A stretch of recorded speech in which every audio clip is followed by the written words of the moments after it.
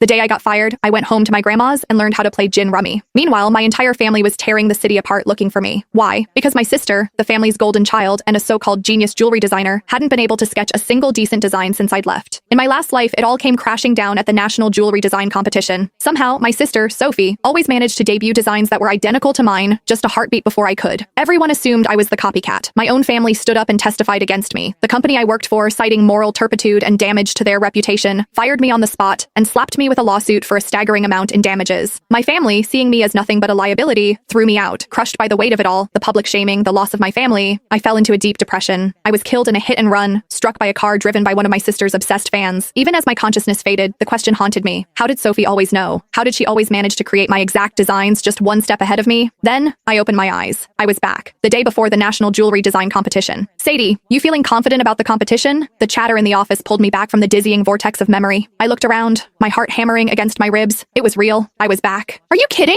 Sadie snagged the Designer of the Year award 3 times running, a colleague, Maria, said, giving me a playful nudge. She's got this in the bag. I managed a weak smile, unable to form words, because only I knew what was coming. In my last life, I submitted a design I had poured my soul into for days. On stage in front of everyone, I was branded a fraud. They displayed 2 sketches on the main screen. They were identical, down to the last delicate line of filigree on the setting. But the timestamp on the other submission was a full day before mine. And the artist? My dear sister, Sophie Walker. She stood in the audience, her eyes wide and red-rimmed, staring at me with a look of shattered betrayal. She brought a microphone to her lips, her voice trembling as it echoed through the auditorium. Sadie, how could you? If you were blocked, I would have helped you find inspiration, but to steal my work? Why? I was frozen. That was my design. It had lived on my encrypted laptop, unseen by any other human eye. Before I could even begin to explain, the crowd erupted. Get the plagiarist off the stage. The nerve of her, showing up with a stolen design. She doesn't deserve to be a designer. Fraud. I grabbed a microphone to defend myself, but my voice was drowned out by the jeers. A few scattered voices of support were quickly silenced when my own parents took the stage. They held up photos of Sophie, supposedly working through the night at her drafting table at home. They spoke of their profound regret, of how they were ashamed to have a daughter like me, and announced their intention to sever all ties. After that, it was over. No one believed me. Security escorted me out of the building. The moment I turned on my phone, it was a firestorm of hatred. Back at my apartment, I checked my laptop. No viruses, no spyware, no remote access logs. The computer and my physical sketchbooks had been with me at all times. There was no conceivable way the design could have leaked. But Sophie's was identical. Every idea, every spark of inspiration, every line I drew, it was all mine. I could not have copied her. It was impossible. Hey, Sadie. Maria's voice cut through my thoughts again. I heard your sister is competing this year too. Any friendly family rivalry? Who do you think will take home the top prize? Not long after I'd started at this firm, Sophie, by some mysterious coincidence, had gotten hired too. The mention of her name sent a jolt of pure terror through me. My fists clenched so tightly my nails dug into my palms, drawing blood. My sister, Sophie. When she was born, she didn't cry. While all the other newborns in the nursery were wailing, she was silent. My mother, convinced it was a bad omen, brought in a spiritualist, a so-called seer from the mountains.